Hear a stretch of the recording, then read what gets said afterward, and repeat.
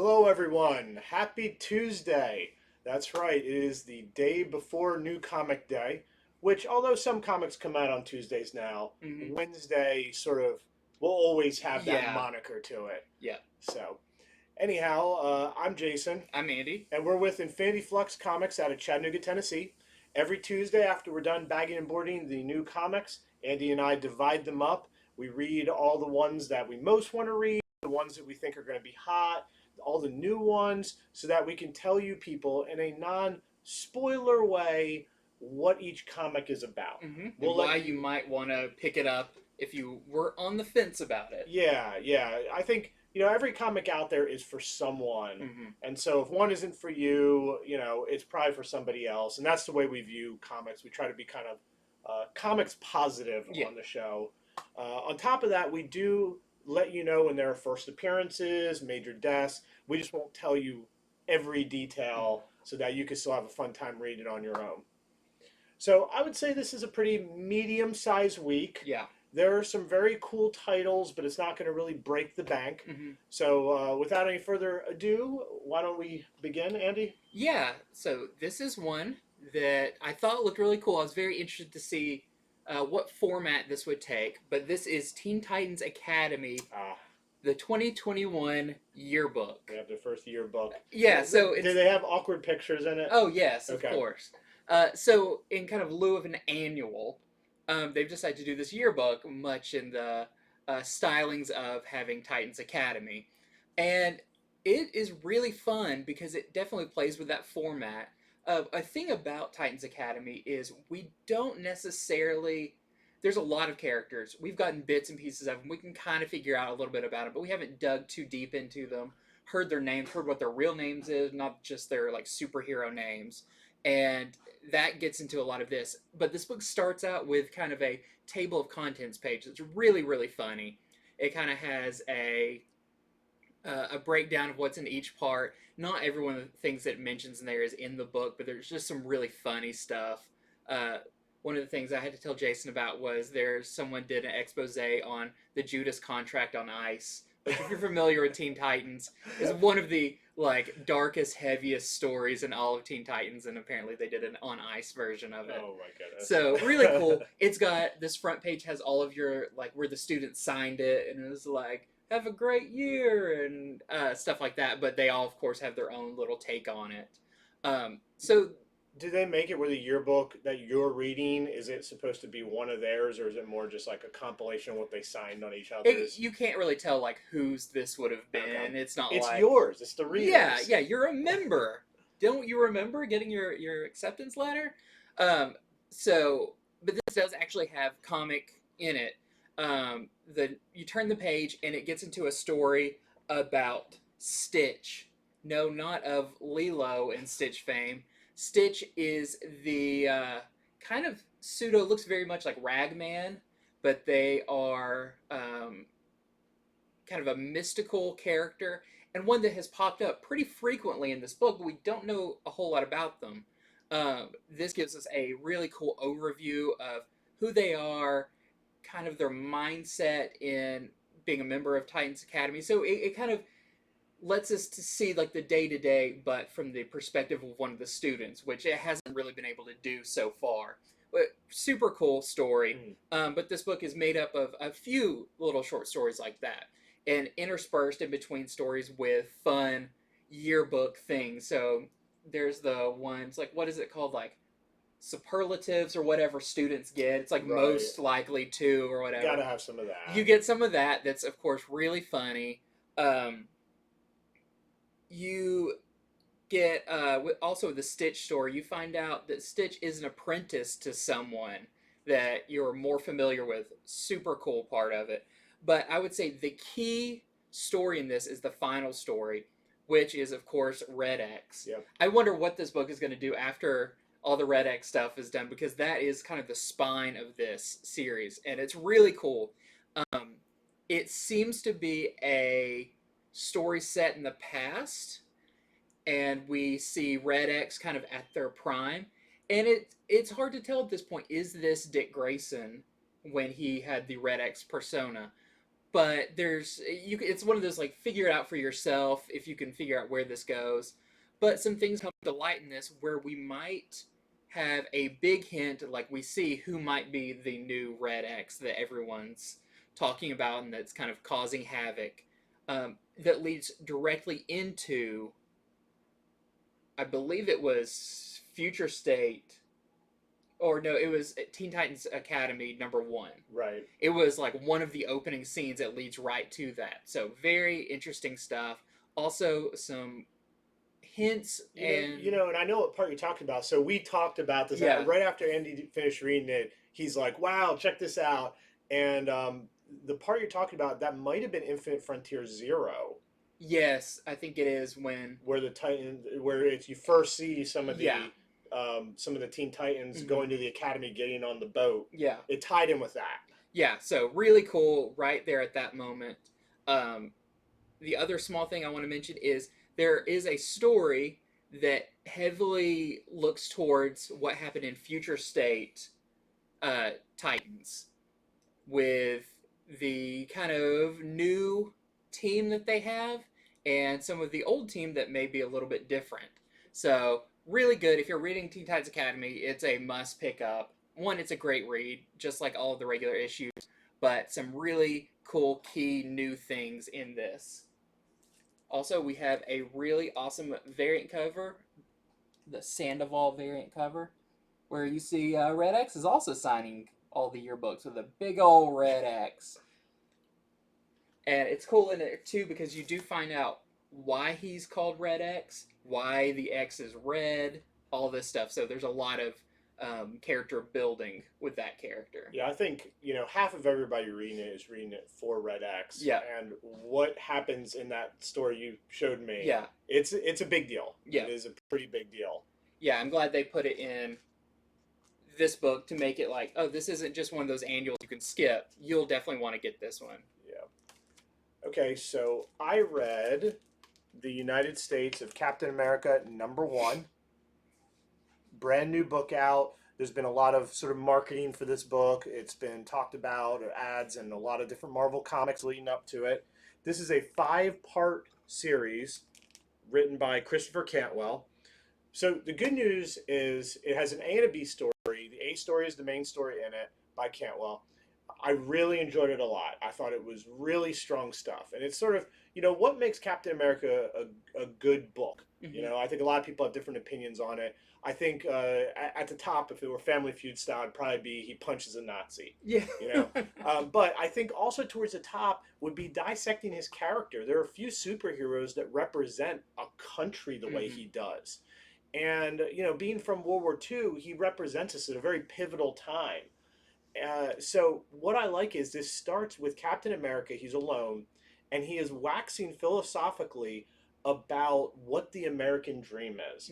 Now, I've read things like this throughout school and comics, and often it's just sort of written in a way where it's like, oh, yeah, I've heard this before. I guarantee if you read the beginning of this, you haven't heard it the way he puts it. In fact, I'll tell you a little bit without spoiling it. Captain America suggests that maybe there are 2 American dreams, and along with that, what he calls one American lie. And I know that sounds like, when you talk politics, it's walking on eggshells in every direction now. Somehow he explains what he means, and I don't think anyone would be angry. I think it's just interesting. I really like the beginning. It is strong writing, and I don't just mean for a comic. It is just strong writing in general. If you ever would like to dissect what is the American dream, and is it real and is it not real. So anyway, it starts with that. Just really good opening. From there, someone who is dressed like Captain America and about his size attacks him, is able to get the shield, and runs away. Okay? So Cap has to call Falcon. There's a lot of humor. Falcon pretty well makes fun of Captain America for this situation, which is good. It's an elephant in the room. Like, somebody took your shield. So from there, they're trying to catch this figure, and as they try to catch him, they run into a teenager who is on sort of on a train. He is sort of the Captain America of the railways, and you'll have to meet this character. He, of course, will be on the variant cover I'll show shortly. Is an interesting character, and Captain America finds out that there are other people throughout the country who have taken up the moniker of Captain America. They're not saying they are him, they are inspired by him. Mm-hmm. And so they try to do good and protect people in their own little ways throughout the community. So all this is leading up to Captain America and Falcon having to take this trip across the country to try to get his shield back. But I guess one other thing I should mention, there's also a shadowy figure. It is not the person who stole the shield, who tries to kill this teenager Captain America and gets away. So Captain America kind of thinks this is all roped together, because it's kind of like, why is he going to go across country for his shield, run into all these other Captain Americas? He thinks it's all, together somehow. So that's the plot in a nutshell. And trust me, there is plenty more to read. Like, that is just me. Really, a lot of that's in the solicitation even, but I'm just kind of telling you the best parts of it. There is a backup story then. It's a shorter one about this new Captain America of the Railways. It shows his origin as far as how did he go from he was a kid to, hey, I'm going to look like Captain America and try to protect people. Mm-hmm. So that's the backup story. It wasn't bad, but the A story to me was really where it was at. So really strong out the gate. United States of Captain America, good book. I'm very happy with it. So we have two variants to show off. This is actually three variants to show off. This is the design variant. So this is that new Captain America of the Railways. His name is Aaron Fisher, as you can see there. And this book is his first full appearance. Mm-hmm. He had a cameo in Marvel Voices Pride. Yeah. He was in just a picture. Group shot, basically. Yeah, so his first cameo was there, first full appearance here. Here is the Todd Knock Captain America headshot variant. And then we have an incentive variant here. This is the 1 in 25 Robles incentive variant with Aaron Fisher on the cover. We are selling it to our customers for $30. I don't know if there's a character that would be harder to write than Captain America, because basically when getting harder all the time. Yeah, and when he speaks for everyone, but he also has his own voice. That would be a very difficult character to kind of dissect and see.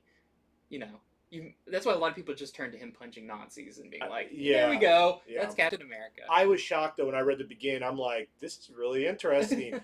Are you going to say something that's going to piss a lot of people off? But when I was done, I was like, no, you like, it was just right. Cantwell's a great writer. People probably would know him from, he had a really good run on that solo Doctor Doom series. He is the current writer of Iron Man. Really, really great writer. Yeah, okay, I didn't realize that. I've been reading the Iron Man. Yeah. So, this one, this is the most talking I'll be doing about a book that I'm not actually talking about. And you'll see what I mean. So this is X Factor number 10. This has made some of the news rounds. Yep. Because we know that there's a book coming out called Trial of Magneto. Actually, I think it's by most of the team that is working on X Factor. And the solicitation for that spoils a little bit by saying that there is, at the Hellfire Gala, there's been a murder of a kind of a prominent character. Yep. That happens in this issue of X Factor number 10.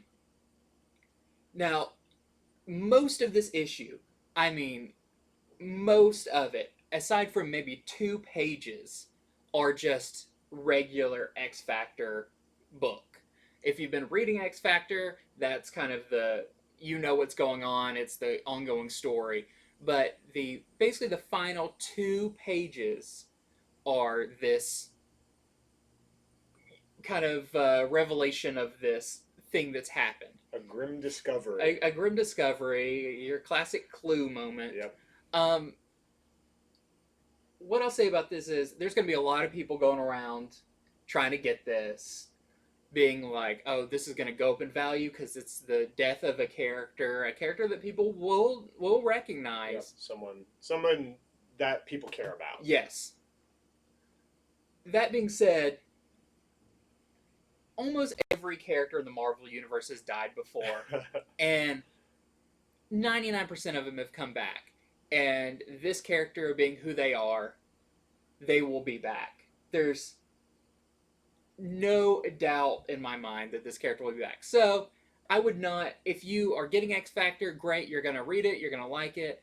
I would not pay a crazy absorbent amount of money for this book if it gets up to there. It's gonna, we don't know the full story yet. We only get these 2 pages. We'll find out more in Trial of Magneto story. So get it if you want to read it. If you are interested in it, it's probably a good kicking off point for that new series. But I don't think it's going to be, I don't know if I could. I was about to say Death of Superman, but that's a great example of one that was huge and then ended up being, a dime a dozen. Yeah. So good issue, really interesting thing. But don't break the bank over it. Get it cover price. Enjoy it. Because it is a really cool issue and a really cool story. I think this may be the last issue of X Factor. I know at the end, the writer and artist kind of have like a farewell. It's been fun writing this and everything. So I'm going to show off some of the variants real quick. So we have, of course, the Dodderman connecting variant.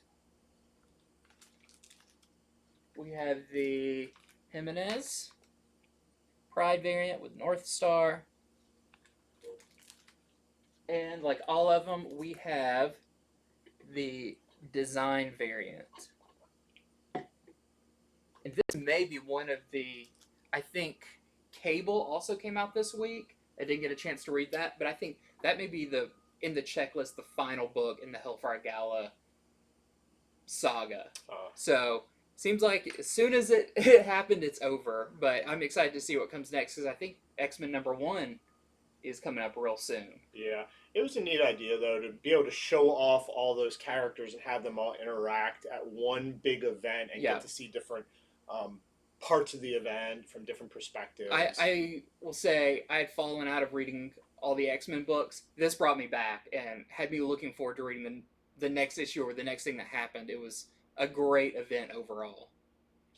Okay, so I read Green Arrow's 80th anniversary. This is 100 pages long. They were about to say, this is $100. No. No. So 100-page 80th anniversary Green Arrow is out today. 100 pages of Green Arrow, Roy Harper, Black Canary, they're all throughout it. You got Deathstroke in there, lots of different people, because there are 12 different stories in this by people such as Mariko Tamaki, Tom Taylor, Nicola Scott, Stephanie Phillips, who I think wrote my favorite story in this. I'll talk about in a minute. Vida, and of course Mike Grell. You gotta have some Mike Grell if you're gonna do Green Arrow. He wrote on him for so long. Ram V, Jeff Lemire, Andrea Sorrentino. So I think it's the Stephanie Phillips one. There's one of the stories out of 12 where the Justice League, they're leaving their space station base, and they're telling Green Arrow, hey, somebody has to watch the base. Like, they're kind of acting like he makes them mad, because Green Arrow often does make people mad. So Superman's like, you stay here. And Green Arrow's like, why do I stay behind? I'm best member of the team. So while they're gone, of course, he does some stuff. He presses buttons. He messes with stuff. It causes all this chaos that he has to take care of before the Justice League gets back. I thought that story was really fun. But there are stories told throughout all the ages of Green Arrow. He's had so many different looks, particularly facial hair. It's like there's the fully clean-shaven, pretty boy young Green Arrow, and then all the way to like he looks like he should be the fifth Musketeer. Yeah, he goes full Robin Hood. Yeah. So, of course, the art styles change. It's a really, really good read. If you're a Green Arrow fan, it's particularly awesome. Lemire has a story in it called The Final Green Arrow Story. I've been trying to unpack that one since I've read it, because it does appear to be sort of like his last story. And it's hard for me to talk about because I don't want to spoil it, but there are parts of it I still don't quite understand. Yeah. Like, I'm literally going to have to do research to figure it out. even though it wasn't a long talky story. It was Yeah. more like a you see what's going on.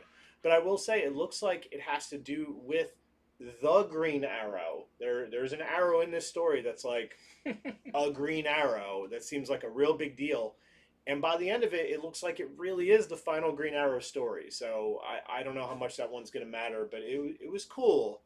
Yeah, it was the artist on that is Andrea Sorrentino, who was his when Jeff Lemire was writing Green Arrow was his artist. So for people who really like that, because it's kind of one of those landmark Green Arrow runs now, I feel like he's doing like a little capstone to his story as well, which is I think really cool.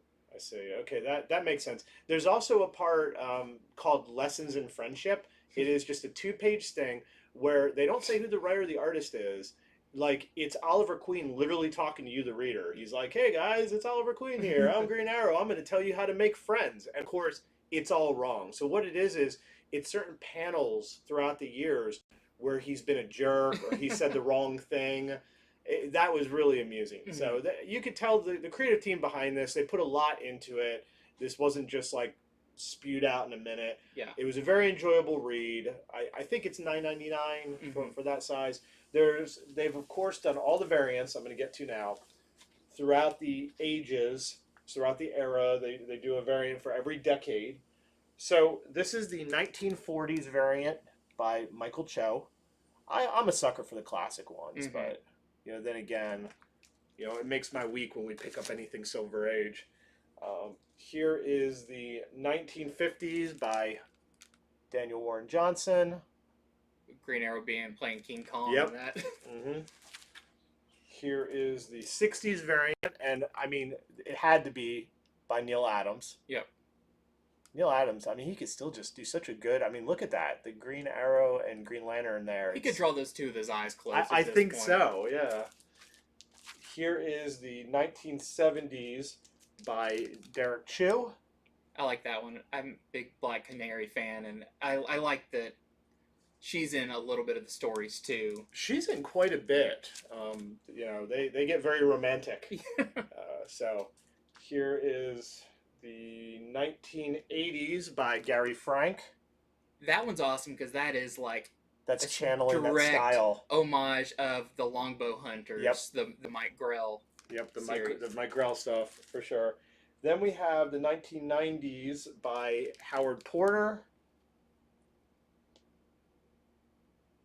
That's when Green Arrow started to become a bit more of a team book. Yeah. He's like, Batman has his Bat family. Where's all my people?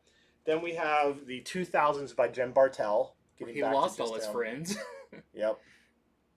Well, he doesn't need anybody. And lastly, the 2010s by DeMeo. Tell by that coloring, as always. So I know it's pretty expensive to try to buy all of these. Yeah. So we hope that we've shown you them so you can decide which ones are worth it. Yeah, pick out, was there a decade that was your favorite Green Arrow decade or a certain look? I think that's cool that they did that wide gamut of them. Yep. So, a new book this week from Vault. Really excited about this one. This is Barbaric. And this is, let's say, is it Matthew Mordecai? His last name's Mordecai. And this is, from interviews, he said he wants it to be kind of a little Hellboy-esque, where this main character, his name is Owen, he's a barbarian. He wanted him to kind of drop him into situations and have some of those standalone stories. So we get a little bit of an origin in this, but I don't know. It's really fun.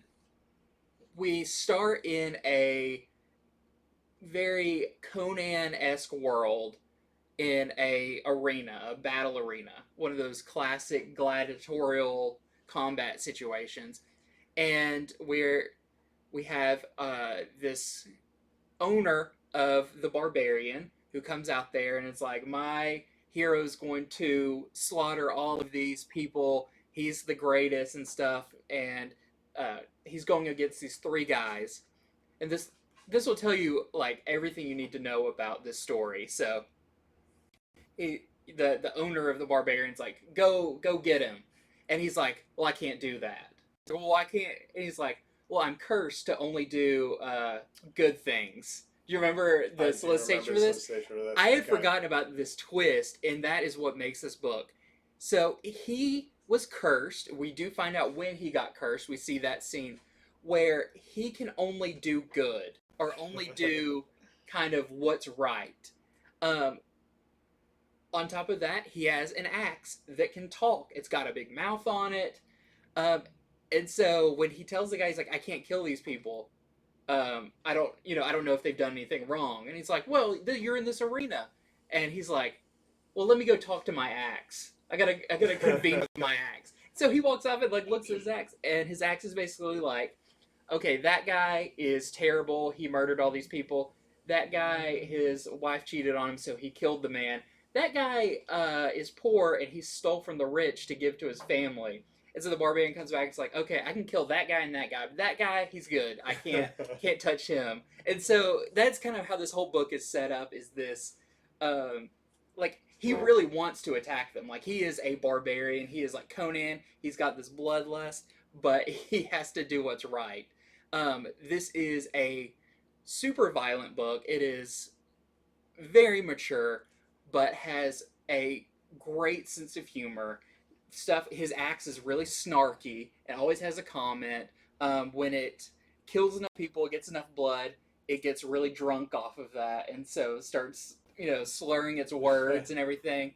And then once we had that little setup, we go on an adventure with him to where there is a group of people in this town about to burn this young woman because they claim she's a witch. And you'll have to see what happens because he sees something and she hasn't been proven to be a witch, so of course he has to do what's right and try to stop him when he really doesn't want to, and sets a course this whole what's going to be, I believe, a 3-issue adventure. This is great for fans who kind of like that. I wouldn't say Deadpool, but that like mix of like humor, violence, over the top, monsters, Conan, all of that would definitely like Barbaric. I think this is going to be a really fun series from Vault. That was funny.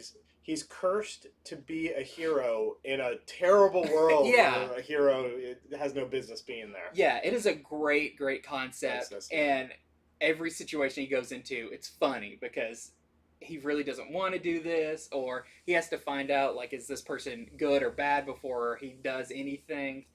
So we've got a few variants for this. This is the Hickson variant, and you see the axe there with its face going crazy. This one, I don't know what it looks like yet because we have a polybagged issue by Tim Seeley. So I'm sure it's polybagged for a reason. Probably not safe for all eyes. And then we have a 1 in 15. This is the Howl variant. That's the woman they're accusing of being a witch. We are selling that to our pull box customers for $20. And then lastly, this one is such a great cover. This is the Daniel cover, and clearly homaging that Conan #1 from Marvel. So really fun series. It'll be definitely for some people, probably not for other people, but I love the concept. I think the art is awesome. So I'm looking forward to reading the next issue of this because I am a big Conan fan, and this just scratches that itch. All right, so I read crossover #7. This is the beginning. It's not the beginning of a new arc. This is just sort of a standalone issue. And I'll tell you, I didn't know what to expect from this one. This cover has been out for some time. We all were expecting that this was going to drop. The solicitation read very strangely that Donny Cates was not the writer of this issue. It was Chip Zdarsky, who is the guy in the missing poster right here. So this harkens back to the first crossover. The first issue of crossover, you learn that certain comic writers and artists have been attacked. Brian K. Vaughan has gone missing or was killed. Mm-hmm. Something bad happened to him. So in this issue, I'll say as much as I can. I can say quite a bit honestly without spoiling it. Yeah. So Chip Zdarsky is on the run. He is up. I don't know where he is, like Alaska, somewhere where people go to hide. Mm. And he's there because he is afraid for his life because of what's happened to other writers, in particular Brian K. Vaughan. And it's funny because he's not fitting in well with life anymore. He all he knows to do is write and draw comics, and so getting just normal jobs, he can't move away like Dexter and cut down trees and just fit in. He sucks at fitting in. He's only good with comics, so his life is not very good anymore. But he's still afraid of things. So how weird and meta can this issue get? I'll tell you, this goes beyond the typical meta you read in comics. And this is what indie comics are for, to show you something you've never seen before. Yeah. But what I was telling Andy I liked about this is, as weird and meta as this issue gets, here it is, the writer, he's writing about himself, he's the character, and trust me, it gets way weirder than that. It is all still very clear and fun. That's my favorite part about the story. Very meta, very strange, not like anything I've read before, yet there were no points I was like, this is too weird, or it doesn't make sense, or this is a slog. I have to try to figure out what they're telling me. So without ruining the big surprise here, Zdarsky, the character in this, he has the theory that the people trying to kill the writers, maybe they're not other humans. Maybe they're crossover characters, characters from the comics. And maybe they're going after the writers because what do writers do with their characters? They put them through hell. Mm-hmm. They put, they cause all this drama, all these problems, from the heroes to the villains. Mm-hmm. So he's a little worried that characters from his own book are the ones that are hunting him. And if that's not enough, there's such a cool thing that happens. I can't say it. If that's not enough for you, there is even more to it than that. I will say there are 2 more appearances of characters, they're together, from another Image title. Mm-hmm. So the crossover thing still continues, keeps happening. Yeah. Yes. This issue ends, but it isn't just a throwaway one-shot. There are some major things that happen that will have repercussions down the line. Zdarsky is not done. His character still has more that's going to happen with him, but at the end, it does promise next issue you're getting back to the main team, even though what happened in this issue, it's not fully resolved. It's obviously going to figure in with the overall story. So again, one of the best reads of the week. This book, it's awesome. I don't think this book has like tons of spec potential or anything like that. This is purely just a well-written, fun, awesome book. And even with Kate not on it for this one issue, this is one of my favorite issues of the series so far. So we got a few variants here, some ratio variants. This is the 1 in 10 Zdarsky and Hill variant. We're selling to our customers for $10. Then here is the more virgin variant of it for 1 in 25. This is the 1 in 25 for $20. And lastly, we do have the 1 in 50 Hill variant that we are selling to our customers for $40. I feel like a big thing that issue accomplishes is showing you the potential of what could happen in the future. When, he reveals some stuff about, like, oh, maybe these creations are hunting me. It's like, oh, well, what else is out there? What are they going after? And what are who killed Brian K. Vaughan? So Andy was theorizing, because I told him about afterwards. The ones we really like a lot, we end up talking about if we have time before the show. And he suggested maybe they'll have other writers come on to write about them and their experiences now that these characters from the fictional worlds they've written are on the loose. Mm-hmm. I think that's great. Where's the Robert Kirkman issue? I want Robert Kirkman teamed up with Battle Pope and Astounding Wolfman on the run from Walking Dead zombies. And that's all possible. Yeah. That's the beauty of it. So definitely, if you were on the fence about crossover, you're like, I might be done with it. Check this last one out. Check it out. I think it's always full of surprises, and that's kind of what makes it so fun. Well, Is we get stuff like this. I think it promised a lot, but I think it promised in the wrong way with issue one. I think everyone was like, "Great, it's going to be Spawn going up against Spider-Man, and Batman's going to drop in." Yeah. I think unfortunately the marketing made it feel that way, but instead this is more like about the creativity of the writing Mm-hmm. with some characters from other comics, but they might not be the biggest ones. Yeah. Because then you have to get lawyers involved, and that's never fun. Okay, so another big book this week. Well, hard to say. It is physically a big book. It was originally released digitally first. It is Infinite Frontier Secret Files #1. I think it's only going to be a #1.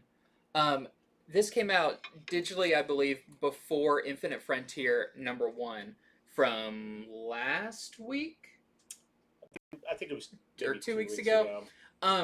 Which is funny reading it in this order because you can tell a little bit they're like, oh, get ready for what's happening in Infinite Frontier. And it's like, well, I got it. I know what happens in there.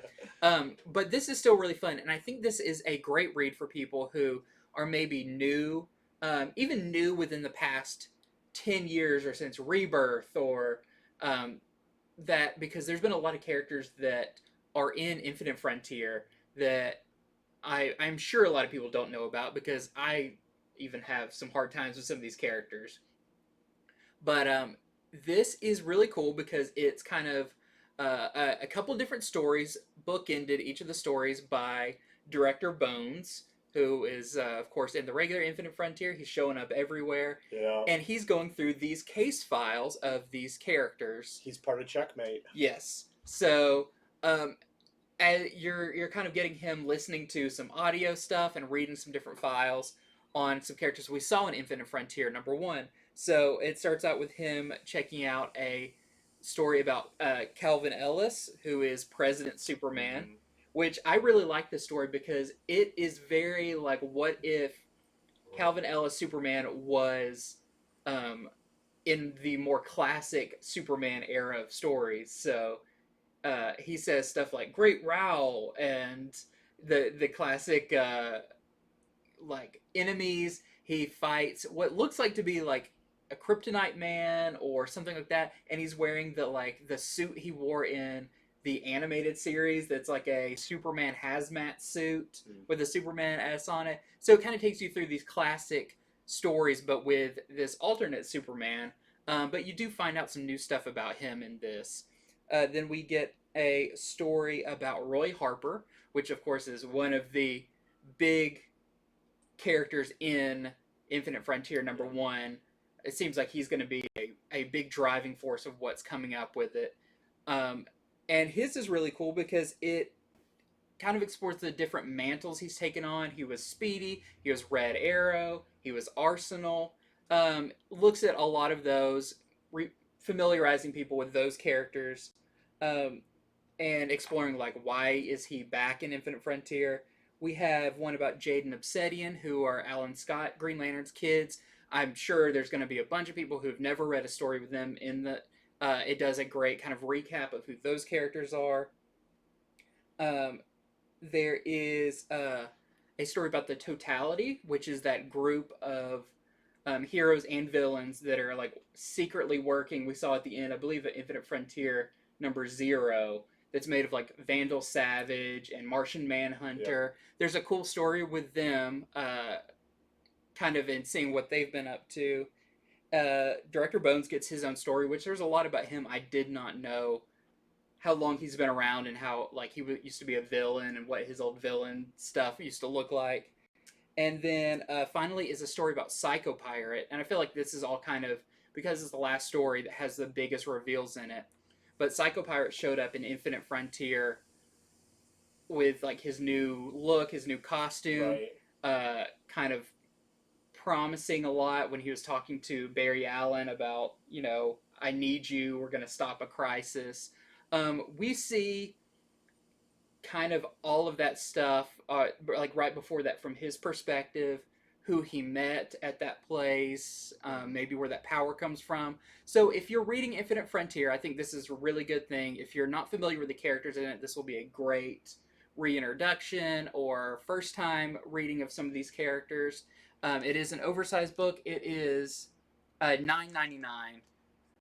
I think it's really fun. It's a good issue, um, with some really good just standalone stories too. Even if you haven't read Infinite Frontier #1, I think it's still a fun read. Right. And no variants for Yeah. that one, surprisingly. Yeah, just the one cover. Yeah, I got at least one book that way this week too. So I read the latest Black Widow. This is Black Widow #8. This has been a great series. In fact, this might go down in history as like the best Black Widow series that's ever been written. And she has had a lot of miniseries. I know because somebody sold us like this huge lot of them that we've been selling for some time.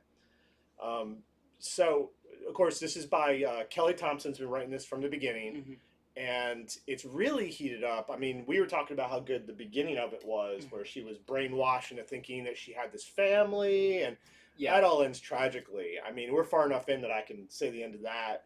So pretty much once she figures out that she was brainwashed, she takes her fake family that she has real feelings for still, and she sends them away, and I mean in a way where she can never find them again. So they get to live, but she's like missing this life she never had. Some of that does figure into this issue, so if you're just jumping on. But the reason a lot of people start reading it later is they've introduced this new character named Lucy, who she's a younger girl, and she's been getting trained by Yelena. They called her Marigold, so it's almost like they're giving her a code name. And as much as Black Widow is trying to keep her out of the action, it seems like she may end up being a major character. And so, starting with issue 6, which was her first appearance, a lot of people have been jumping on the series, buying it. Issue 7 revealed that Lucy has some sort of powers, some sort of electricity powers.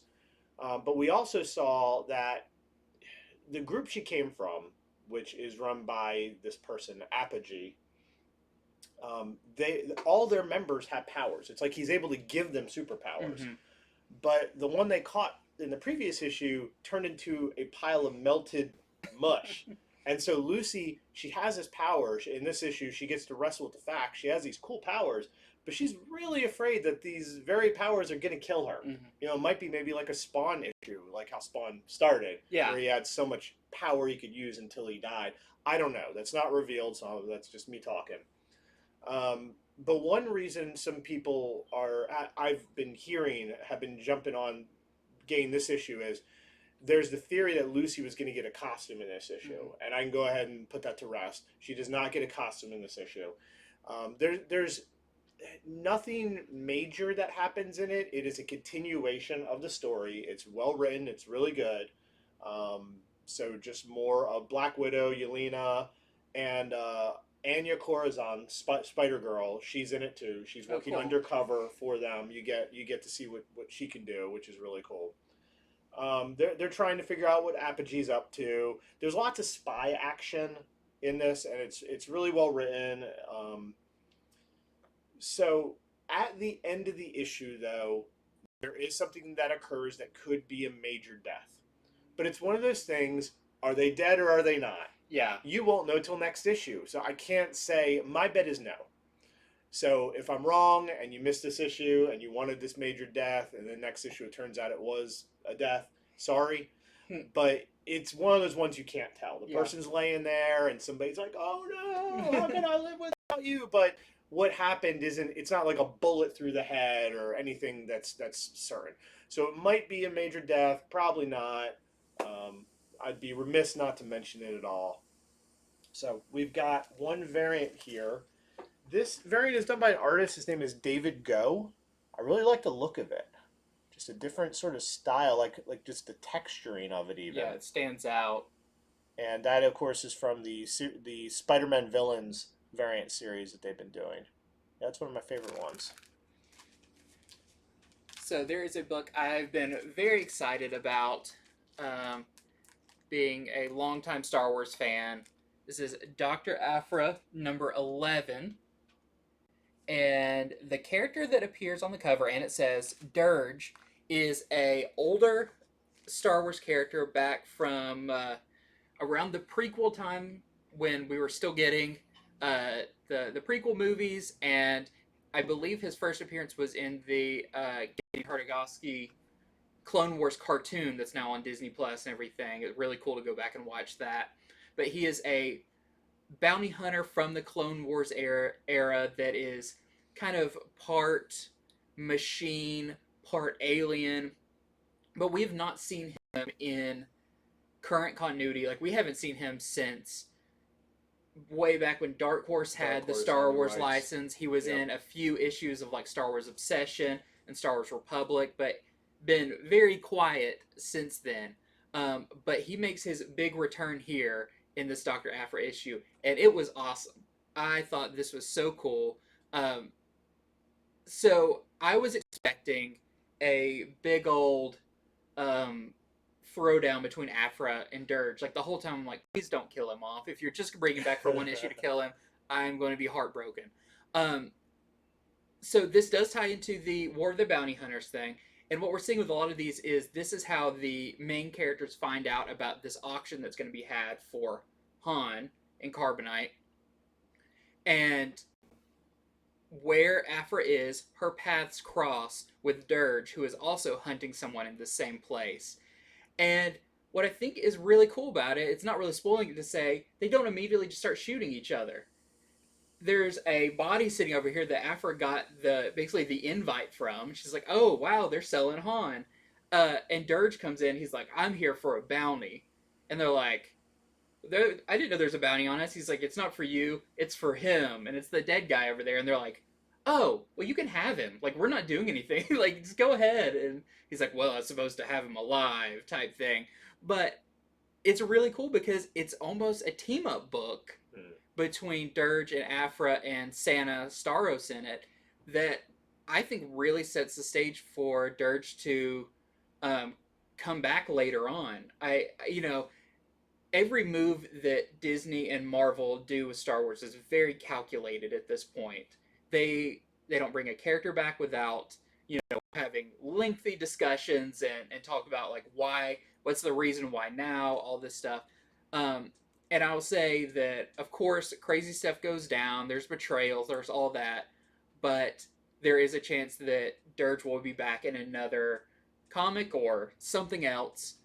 So I definitely think this is a big one to pick up. Even though it's not technically his first appearance, it is his first appearance since Marvel and Disney got the rights to Star Wars. And it's another example of them reaching back in expanded universe canon and pulling out a character and putting him back into play. And I think that's a very important thing to be on the lookout for. So overall, great issue. I'm really excited to see where this goes. I hope they bring Dirge back 100 more times. I mean, he has a gun that he points, and then more guns pop out of it. It's just like he would be like a Rob Liefeld character or like a 90s Image character with all the guns and his size. I mean, he's like 9 feet tall and he shoots bullets that have little knives. Yeah, exactly. I don't know. It's really, really cool. He's almost like, imagine Cable as a Star Wars character, like the way he talks and everything. Super cool variants. So we have the Pride variant with Santa Staros in that, and this one is by Jan Bazaldua.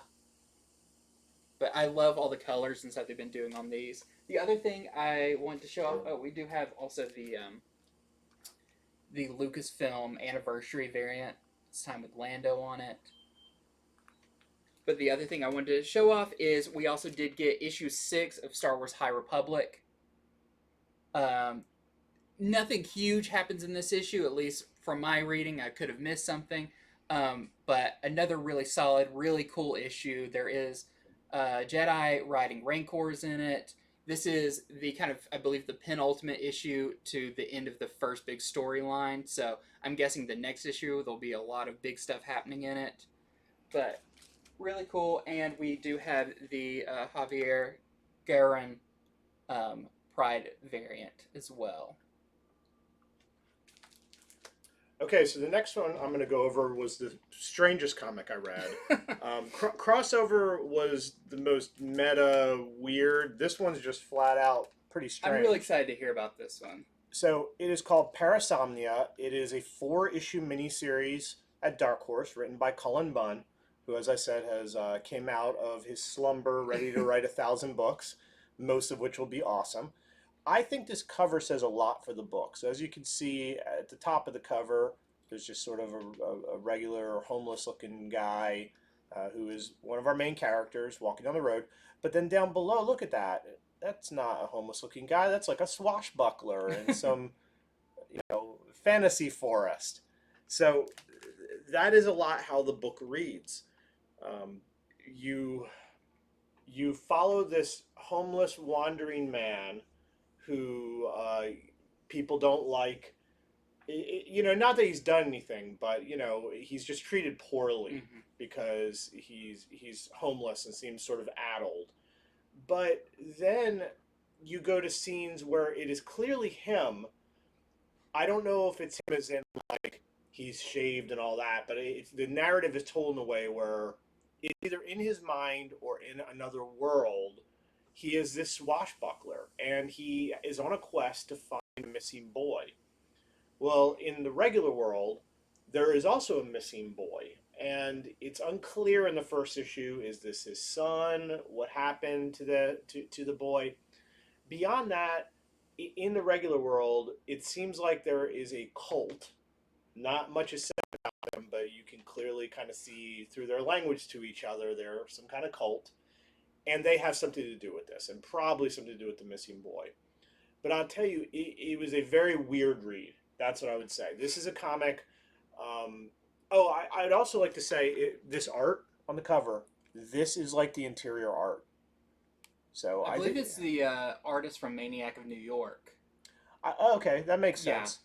So if this is sort of art style that you like from a good indie comic, you will enjoy the interiors as well. I like that. I mean, obviously, I don't want the covers always be the same as the Yeah. interiors, but it's nice when sometimes, especially the book that's so strange like Mm-hmm. this one.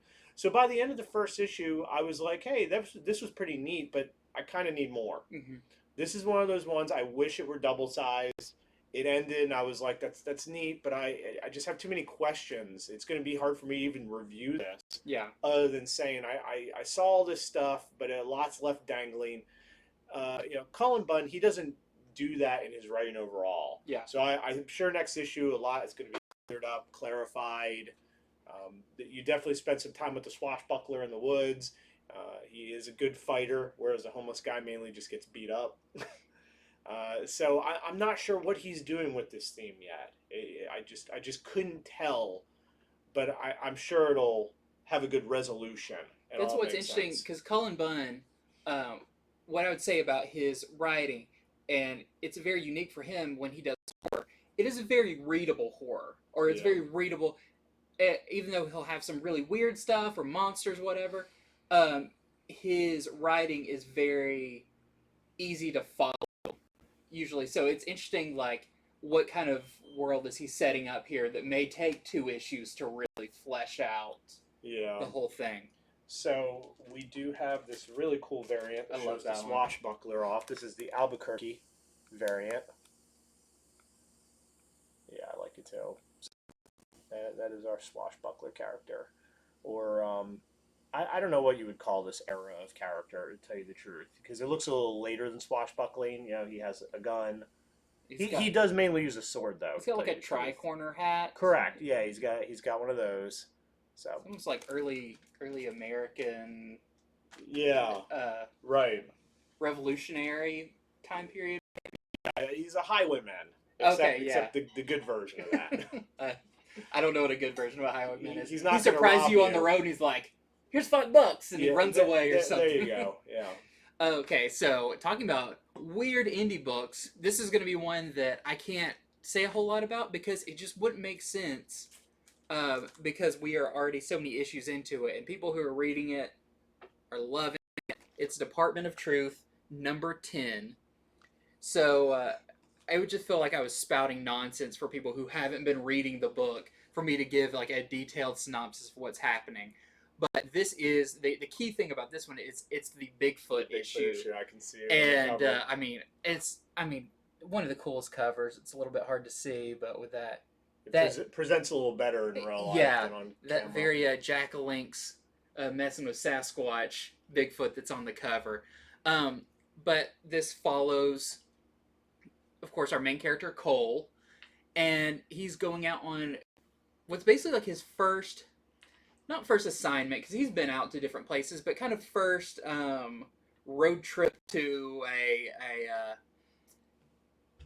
it's like his first like actual job in the Department of Truth, and we learn a lot about these things like Bigfoot that I believe they call them like fiction creatures, but it's your stuff like Bigfoot, like the Loch Ness monster, Chupacabra, skunk ape. I could go on. I know all of them, but you learn a lot about why those things exist, how they kind of came into being, and it I will say we don't get a whole lot of like Bigfoot in this issue, but we are leading up to. I mean, they're deep in the woods in this issue, and I'm just waiting for something to jump out. So really cool. The other really interesting thing about this, we got it with the issue where we learned a lot about the men in black hats, where as you're reading it, you're reading what Cole is reading. So it's like these books that people have written and everything. This one has like kind of journal entries about Bigfoot, and they're like in cursive. They're kind of smudgy, so not the easiest thing to read, which I think is also interesting. You got to really like pay attention. But there's like little sketches of Bigfoots around them, and of course like kind of crumpled pages. Really cool. I like the format that Tynan and Simmons are doing with this authenticity. Yeah, so you're turning the page and then you're kind of in the story. You're reading what they're reading. You're seeing the kind of pages they're seeing, and there's quite a bit of that in this issue. But I think the people who have been reading Department of Truth, that's appealing to what they like. I mean, it's this book really encourages you to invest yourself and think about it and pour over it and talk about it. And I think this is another issue that really does that well. I'm excited for the next one to see just where this goes. I want to see more weird creatures and everything. So we got a couple of variants for this one as well. We have the Riccardi variant, which is this a wraparound? No, it's not a wraparound, but really cool. A lot to dissect on that one. Then we have They just tell these variant artists just go crazy on these Yeah. Truth variants. Try to break people's minds if they stare at it for too long. I was talking to Jenny, who also works here, and we were saying like the lady in red has appeared on more covers than our main character. Yeah, you're right. And also has had like less time than any other character in the book. So really interesting they do that. But this is the Dilanus variant. Another really cool one. So yeah, Department of Truth, the Bigfoot issue. Okay, also out from Marvel this week is Daredevil number 31. I think this cover is really awesome. But with that said, this cover does not occur in the book. So Marvel promised a lot in the solicitation for this. They said this was an unmissable issue. And I will tell you that while I enjoyed it and I have a lot of good things to say about it, I wouldn't describe it as unmissable, meaning there is no major first appearance, there is no major death, there is none of that. It continues the story, however, Daredevil is still behind bars. And as we've seen in the past few issues, people there don't like him. Go figure. They've tried to kill him. But this issue, it goes beyond just prisoners. There's more than just the prisoners who don't like Daredevil in prison. And there's a very cool scene where Daredevil gets to show exactly how awesome he is. Sort of harkens back to Rorschach in a way. Like, oh, he's in prison. We got him. But, oh, no, you don't want to be in prison with that guy. So, and, Daredevil, he's such an awesome character with his powers and his senses. It's like, it doesn't matter he's in prison. He's still just going to beat everybody up if given the chance. Meanwhile, Elektra is still looking for the head of that gang that she's been looking for. There's more with her. But the most noteworthy part of this book happens with Bullseye. And I'll go ahead and say that's who this is on the cover, in a way. Does he grow wings? No, he's been having visions of angels. These angels tell him very naughty things to do.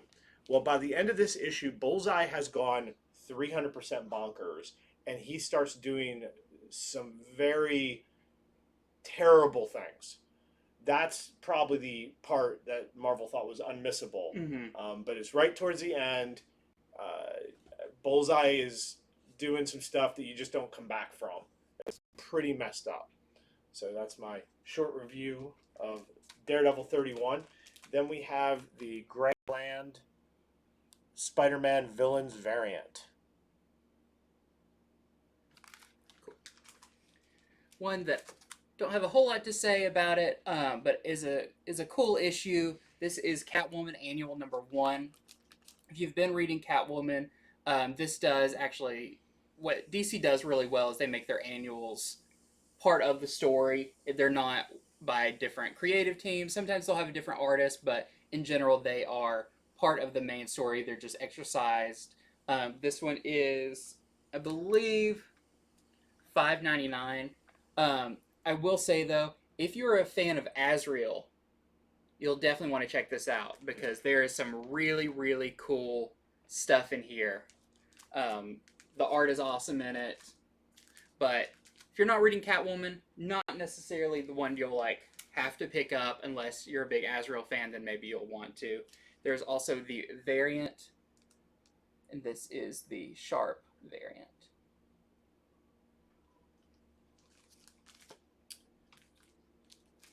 All right. So my other favorite read of the week was Eniac #4. Now, I've reviewed every one of these as they've come out, and I have had nothing but praise to say for each of them, and it's the same for this one. I have very much enjoyed this series. I think it is Matt Kindt at the top of his game. I think he's one of those writers, he could do multiple books. He has a lot of... He doesn't seem to hit writer's block very easily from what I've seen. And I feel like he had a laundry list of comics ideas that were well fleshed out that he took to Bad Idea. And it seems like they were like, well, what's your best one? And that's what they started Bad Idea with, which is Eniac. So in this issue, can Eniac be stopped? I mean, look at the cover. That doesn't look like a good omen, because the whole thing they're trying to stop Eniac from doing is launching all the world's nukes and killing everybody. At the end of last issue, they had reached the spot where they thought they were at sort of where Eniac is, which that's a very loose term, as grand as Eniac has become. He's this AI who's been doing incredible things for some time now. And they have something that if they feed into Eniac, it's supposed to defeat him. But when they get there, and this was last issue, you know, if I'm spoiling that for you, sorry, gotta talk about this at some point. When they get there, so they think finally we've done something to get ahead of this computer. But they get there and literally there's just like a slot on a wall that's like, go ahead and put the thing in here, you know, and it has their names on it. Like, he's ahead of them yet again. And you may wonder, it's like, how can this thing have this much awareness? How can it be ahead of the heroes? Kindt doesn't just leave it where it's like, well, because I wrote it that way. Yeah. Because he's just that good. This goes into some of the reason that Eniac is ahead of everyone. And it's a really neat explanation that I haven't seen in a lot of other stuff. It's why this book is such a good sci-fi as well. He's not just doing a Skynet where it's like, oh, Skynet's the best and that's all. This is a deeper dive into what if there was an AI and it was trying to find new ways to communicate and new ways to manipulate and new ways to control. The series is wrapped up nicely. It has an ending that I thought was very satisfying. It's hard to land such a big concept book like this, but I think the landing is done really, really well. I hope this gets adapted into... I think it would make a really good movie. That's what I think. I think it would make a fantastic movie. And the art is great as well. So highly recommend it. I think anybody reading Eniac, everyone's still on board around here. I think everyone is very happy to read this one to the end. It has a backup, a very small backup story, as a lot of Bad Idea stuff has. They never tell. It's always a surprise. The backup story is also done by Kent with art by David Lapham. It is called Fabulous. It has very trippy art, very weird little tale. I had to read it twice to kind of wrap my head around it. It's cool, but the main thing definitely just the fourth issue of Eniac, and that ends the first series by Bad Idea. Of course, in the press lately, they're saying that they're no longer going to be doing comics by the end of the year or something like that. But everybody knows and expects they're just going to rebrand their name and continue on. I mean, they've created such a sensation, and their books have been quality. Yeah. That I don't see them going anywhere at all. Maybe they can stop with all the weird press releases and become more of a company that's a little more like, here's what we're doing. More stable, maybe. Yeah, I think this is all marketing, and I think it's worked in a lot of ways. But it would be nice if they could just like calm down a little bit with, and maybe turn to good idea. Yeah. Or every idea they put out is like, oh, why didn't we think of that? That's perfect. Yeah. So. Okay, so another one that came out this week is, well, whoops, I meant to grab this. This is the full title: Giant Size Amazing Spider-Man Chameleon Conspiracy. Wow. Yeah. So this is another kind of almost annual sized issue. But this is another one I don't have a whole lot to say about it because this is actually just the end of the storyline. This is the end of the Chameleon Conspiracy storyline. So I think it's a little odd that, it's like a number one and all of that. But as soon as you open the page, it's like the conclusion to the story that's been going on for several issues. That being said, so if you're reading Amazing Spider-Man, you will want to pick this one up because, of course, you wouldn't get the end of the story if it wasn't for this. It wraps up a lot of the stuff, especially with Peter Parker and his sister, all of that, and it does have kind of a lead into the Sinister War that is coming. So we know that Nick Spencer is going to be off the book at issue 74, which is coming up very soon. So this is definitely wrapping up some storylines that he's had going. I'm sure issue 74 or 73 or something is going to be the final story with Kindred, which is kind of his character that he's built up since issue 1. Yeah, which is amazing. It's been going that long, but yeah, this one just wraps up Clone Conspiracy, or I keep want to say Clone Conspiracy because that was the other book, Chameleon Conspiracy. So if you haven't been reading Amazing Spider-Man, you may want to check it out, but Nick Spencer's run is over pretty soon. But if you have been reading Amazing Spider-Man, pick this one up to finish off the story.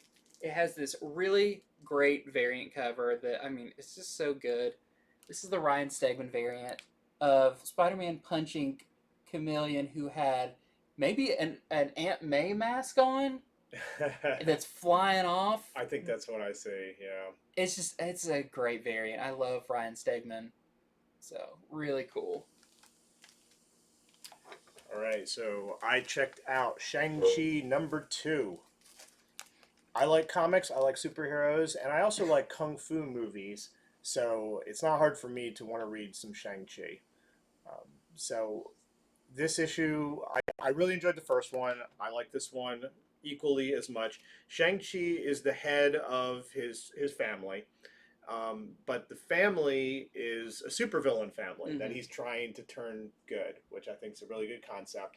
And it's putting him up against characters from the Marvel Universe. So in the first one, he was kind of up against Spider-Man a little bit because Spider-Man didn't know if he could trust him anymore now that he's the head of this criminal family. And in this one, Shang-Chi and his family are going to this auction that only villains are allowed to attend. It's like all the greatest villains are going to this auction for a cosmic cube. Somehow the cosmic cube has ended up on auction. And it's funny, so Marvel's following where all the Infinity Stones are going in Infinite Destinies, which I'll be talking about a little later. And now we're seeing the cosmic cube pop up. Like, I feel like something's stirring here. Yeah. So they go to this event, and I'll go ahead and say there's a first appearance of a new villain. Is it going to be major or not? I don't know. I thought her character design was pretty cool. Her name is Lady Iron Fan, and it's her first appearance. Shang-Chi, of course, his movie's coming up, so I think that once again, they've been... Marvel, now that they're with Disney, it really does seem they plan out a lot Yeah. more, because here they keep expanding stuff. Now he has all these family members, and so now here's a new villain. She owns the big evil casino where this auction house is taking place, and she can also throw fans out that are deadly, and very very kung fu like. Yeah. So if you care about first appearances, stuff of that sort, about Lady Iron fan. It's funny at the event, because it's all villains. They offer complimentary body bags because they just know villains are going to kill each other occasionally, and Wow. that's fine. And complimentary stain remover for your outfit, because everyone's dressed to the nines. So it has some laughs in it. I like the way it's written. Another funny thing is MODOK is there, and he's a character. Writers just like to have fun with Yeah. MODOK and have him be a big jerk and just full of himself. It's pretty funny. He gets mad at people because they keep trying to high five him, and he has his little arms. It's good. So Shang-Chi has it planned out that they're going to be able to outbid everyone in this cosmic cube, because his family, they have a lot of money. Of course, things don't go how he wants. There's trouble. And on top of that, Captain America smashes in. And he's like, hey, y'all are under arrest. You have the cosmic cube. This is not going to happen. So Shang-Chi and him don't get along over this. Yeah. Let's just say that. You'll have to read it to see where it goes from there. But very cool second issue. Now, at the end of this one, they have the solicitation for the third issue, and it's going to be Shang-Chi going up against Wolverine. So if that's not cool enough, and this is why you might want to sign up for the series, or tell your comic store you want the series so you don't miss this number 3. The solicitation says Shang-Chi finds out he has yet another sibling he didn't know about. Wow. And this sibling is a mutant. So Wow. that's why Wolverine's going to get involved. So it sounds like a first appearance to me. Yeah. I don't know. So unless Wolverine is his secret brother. Or he's related to X-23 Yeah. through test tube. Something. I don't know. I don't want to think too much on that one. So there is a very cool Peach Momoko open order variant for this week's Shang-Chi number 2. So I was given the task this week of going over Red Room number 2. Oh, what do you say about Red Room? Those who read number 1 have a very strong feeling, like I feel right now, of thinking, how do you talk about this book on a video? Of course, this follows the Dark Web's version of murder rooms, and the people that watch them and people who participate in them, whether they be the torturee or torturer.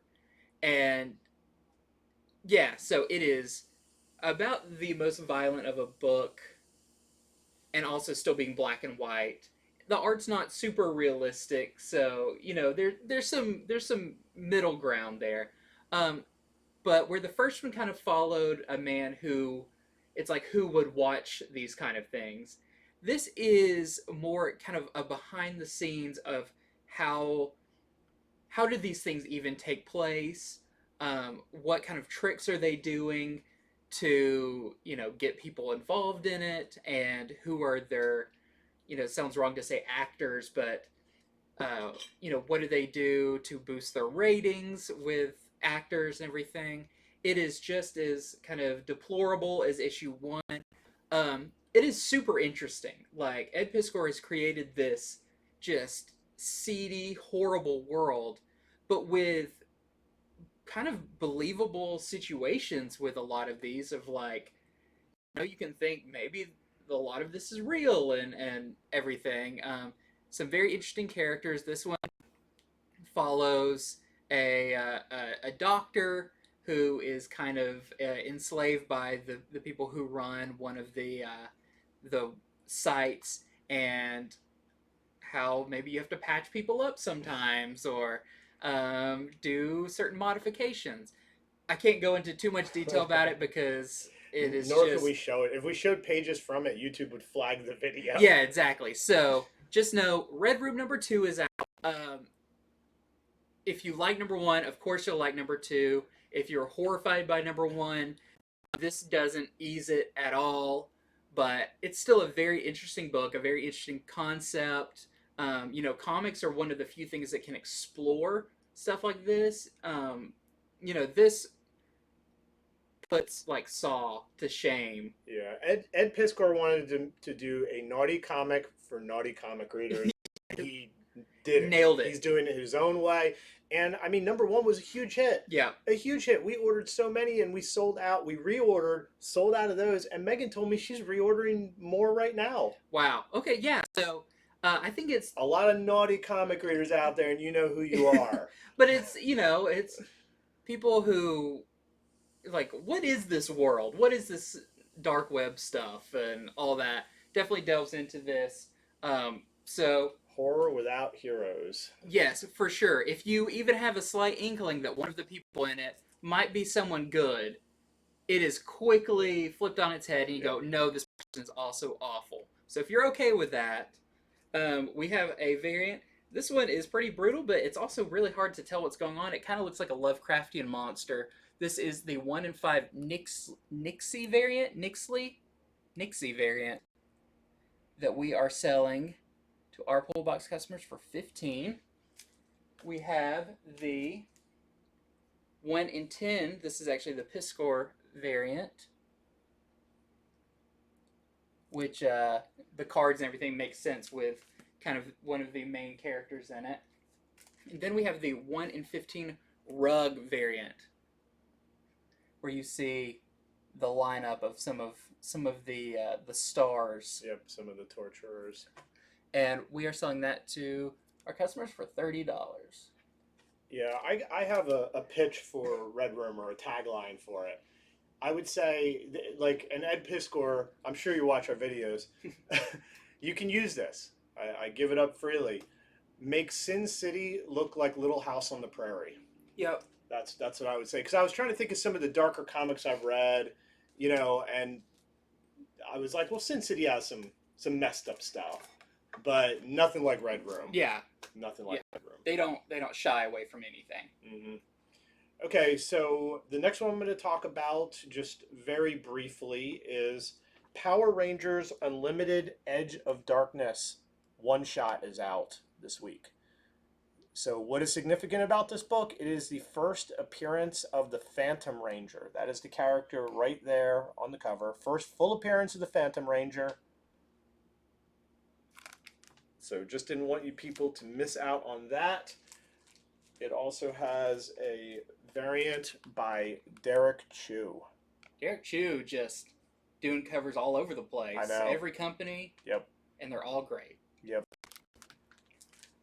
Oh, we do have one other for that. I forgot. They sent us a 1 per store Yoon variant that we are selling for $50. So if you're somebody you like to collect all those first appearances, I mean, they don't really have a new Ranger very often. Right. And the Phantom Ranger design is pretty good. So that's why I think this one is going for more than a lot of these 1 per stores. So $50 to our customers. One of my favorite books coming out right now, Beta Ray Bill, number 4. This is number 4 out of the 5-part series, and we've been following Beta Ray Bill on his quest for a new weapon since Thor, being the jerk he is, crushed his hammer Stormbreaker, and he is on a journey to Muspelheim, I believe, the land of fire.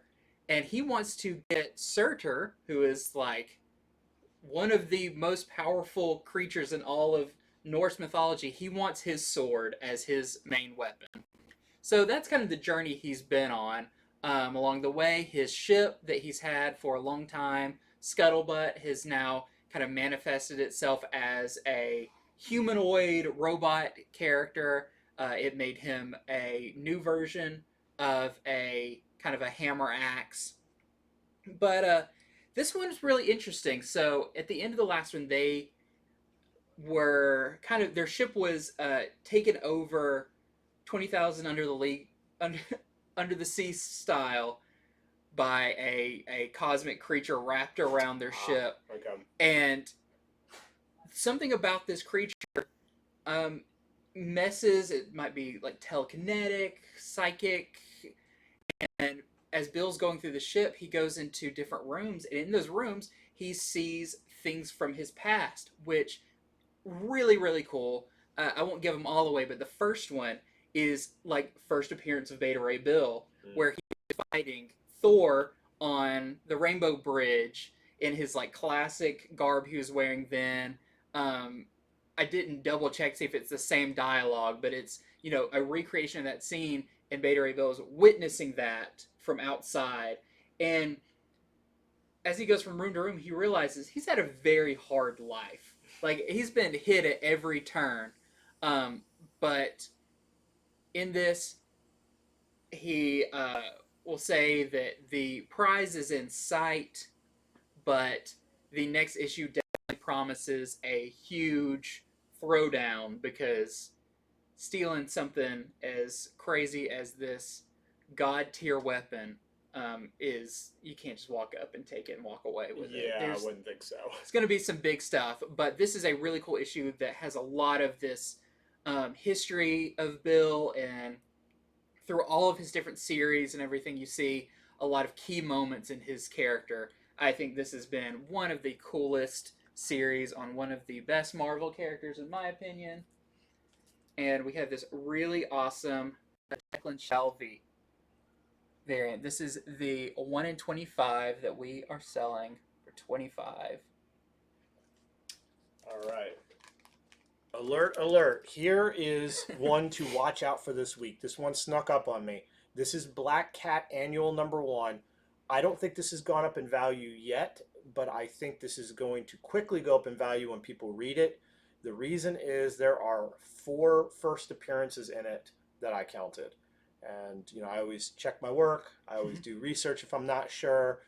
And so why is there 4 first appearances? Let me explain. So Black Cat, she's flying somewhere international, probably to do some crime. And she gets pulled over in Korea. And they find her and her guys, and they pretty much say they're going to arrest her. And that's where we have an appearance from White Fox.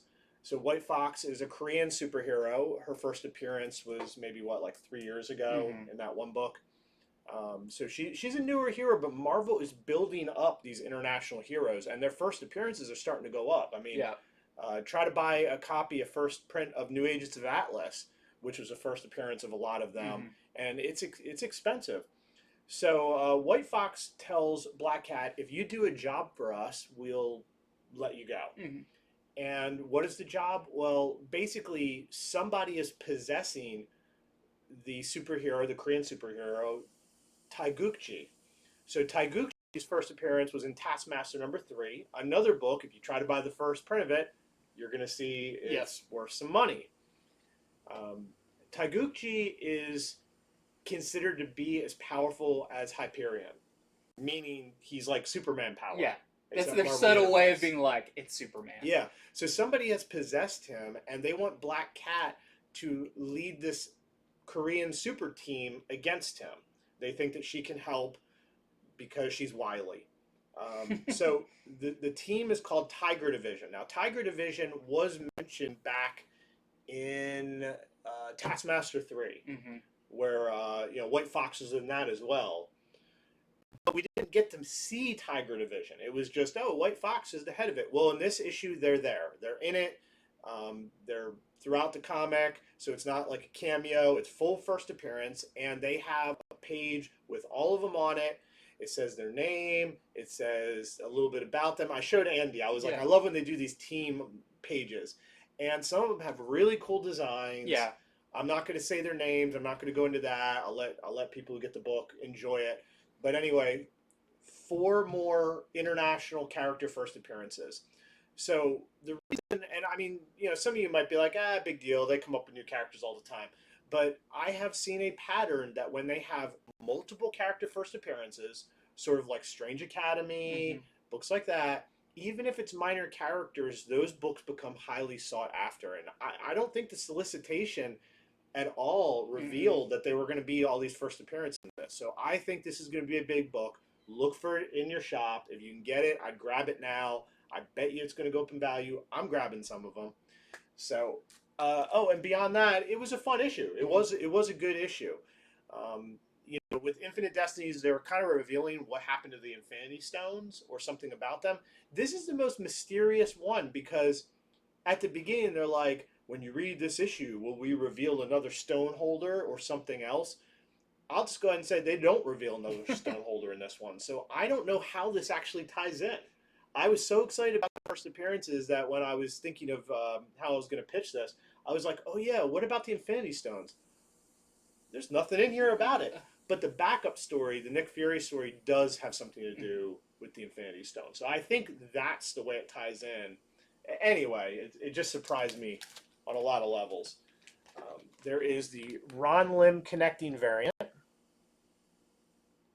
And there is... This one's cool. Yeah, this one is really nice. The Charest. Yes, the Charest variant with Taiguchi and his Pepsi-like symbol. That's definitely not Pepsi, or they'd be getting sued right now. Disney'd have to pull out the even bigger lawyers, Pepsi. Yeah, they're big lawyers that are like, they're big like Pepsi, and then like Coke has a big one. They're just like these big brute guys. Yep. So another one really cool that came out this week. This is Godzilla versus Hedorah, and this is part of this new quarterly series they're doing. They're not connected other than it's Godzilla versus another kaiju. This one's versus Hedorah, which it also says this is Hedorah's 50th anniversary. So congratulations, Hedorah, wherever you are out there. Way to hold together. If you come by the shop, dinner's on us. One of the coolest characters. He's just like a big old weird tentacle mush monster. But this is an oversized issue. It is what I thought was interesting about it. So they've been doing the Monsters and Protectors series, which is kind of a younger reader, kind of young adult series. This one still feels, I mean, it's still all ages. Even the art is still kind of reminiscent of kind of how that other book is. But we do follow some human characters in this during a giant kaiju fight in the city. So it's interspersed with this story that's going on, trying to escape the city, driving through craziness, and then, a giant Godzilla foot comes down, and so you're getting this back and forth. So it's not just like page after page of no dialogue, just monsters punching each other. There is a story in this. Seems really cool. I'm really glad they're doing this. It does tease at the end the next one they're going to do is Mothra. So I really hope we see a lot more Godzilla books like this come out through IDW because, I mean, there's so much story to tell there. I've not seen kaiju be this popular in my entire life. No, that was like, what a nerd thing to say, even the word kaiju before, and then, I don't know, stuff like Pacific Rim came out, and suddenly that's common vernacular, at least around semi-nerdy households. Yeah, if you weren't talking about an MST3K episode that you just saw recently, no one wanted to hear about kaiju for some time. It's been revitalized. Yeah. So, and it has this really awesome... Yeah, the series is called Godzilla Rivals. So you get the idea there. But this is the 1 in 10 Varegi variant. Varegi doing really cool Godzilla and Ghidorah. Kind of a fight poster. I see that, yeah. So it's 1 in 10. We are selling our customers for $40. So I'm guessing probably not a lot of stores got this. Fools. Crazy. Why do you not go hard on Godzilla? All right, I think, do you have more to do after this? I've got about one more I'm going to show So this is my last one, and then Andy's got one more. This is a big one, and it's one that... You got to explain yourself. Correct. This is me... We don't just do this show to sell stuff. In fact, we more do this show for information. We do it. We just want everyone to have information, help you out, wherever store you go to. So this is not a sale right here. This is an informative thing. If you can find white #1 first print out in the wild for a good price, you might want to buy it. Now, we've talked about it on a bunch of shows. It has finally arrived. they for some reason limited printing at 2,500. Now, this is the third series by these people. Their first series was called Black. It has been optioned. It's being, hopefully worked on at this moment. So everyone wanted this. Everyone wanted this number one.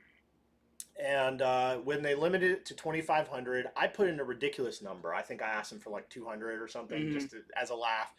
Well, what they did was the most they gave any store was 2. That is the most they gave. So what we're doing with ours, we are going to do a blind name out of a hat. All the customers have asked for it. We're going to choose which one gets it. That's how we're doing it. We don't know how your store will do it, but since this is a show, we like to talk about the hot comics of the week. We would just not be doing our job right if I didn't bring it up. So no, I cannot just sell this straight out to anyone. Someone who asked for it will get it at cover price, though. That's just how we do it here. But I want everybody to know that's what's going on, so you don't get mad at your store. I was about to when say, you're this like, is I pre-ordered this and I can't have it. Yeah, this is informative. Like, don't be mad at your store. Everybody got a max of 2 copies. Yep. It's up to your store to figure out how they want to divvy them up. And here's my suggestion. Ask for the second print. The second print, they are doing unlimited amounts based off of that. It was on last week's FOC, so the order's already in, but more than likely your store ordered enough to cover you. So if you want to see what the hype's all about, you can still get the second print, but this first print, good luck on that. It was hard because it was available like in the previews and everything, like, just anybody could order it, and that wasn't actually the case, come to find out. I mean, they did say in the previews only 2,500, because, I mean, day one where I saw that, I was like, what are they doing? Like, I want to order, a good percentage of that 2,500 on one a store. noticeable percentage. Yeah. So. Okay, so lastly, just a few things to show off real quick. We have Spawn number 319 with this awesome variant, or this is actually the A cover. Very kind of Hulk-esque with Violator turning into the monster. Yeah, into his ultimate form. Yep. I did want to mention this one because this is just really cool. So this book is still $2.99, and now McFarlane is doing a cardstock cover for this. Like, he's got deals with some printer company or something. He's got some deals, and I feel like part of it's in him like showing off to other companies, being like, "Look what we can do! $2.99 for a cardstock." But of course, he has that power and that capital to pull that off. But this is the first Spawn issue since Spawn's universe dropped. This does pick up on some of the threads left in that. We do see the return of some classic Spawn characters. Really cool. More people are excited about Spawn than ever. The other thing I wanted to show off is we didn't show off the main covers or the B cover for this, but I just thought this was really awesome. This is Star Wars Adventure number 5. This is the Francavilla variant. It is a 1 in 10. I know now, it's funny, for a long time we had a lot of people who hated on the prequels. Now we have people who watched the prequels when they were younger and are now big fans of it. So we get a cool classic Anakin and Padme there, and we are selling this to our customers for $20. Yep. Well, that's what's the good thing about the comics is, so, because, I mean, I was there trying to get tickets to the prequels. Yeah. I was there trying to get into Phantom Menace, and I only got in because I had a friend who worked at the theater. Yeah. I couldn't believe it was sold out weeks ahead of time. And, when I saw it, it wasn't my favorite. But with comics, they have added to it. I know, yeah. I've read things around it where I'm like, oh, okay, that's a little cooler now. Because so many more creative minds have bolstered that stuff. So yeah, characters like Darth Maul, that if you've only watched the movies, I mean, he's now appeared in 2 movies, but, almost no lines or anything. We've got 200 comics that feature Darth Maul doing awesome things. And I'm because, I was so pumped for Darth Maul, and then a bit disappointed, but now I can like him the way I wanted to before because of all the comics. Yeah, so that's a PSA for Star Wars fans. If you've only read the movies, check out a lot of the comics. If there's a character you like, there is almost certainly a comic out there about them that will make you like them even more. Yep, absolutely. All right, well, that is our show for today. I hope we have done our job well and we have informed you as to what these comics are about without spoiling too much, that so that you can go in your store tomorrow and know where to how much of your paycheck to spend and on what books. Yeah, this was our court-ordered public service that we have to do is informing everyone about comics. Yep, don't get in any fist fights over trying to get a copy of White. It's not worth it. Just get that second print. Yeah. Not that I've read it. I did not crack this open. Not as rare as this thing is. I'll wait for the second print. Now, too. I did want to mention issue, at least I know for issue 2 and 3, I believe those are also only 2,500 copies. That was on the solicitations that just came out for them. So, if you want to have any chance of getting one of the first printings, subscribe at your local comic book store.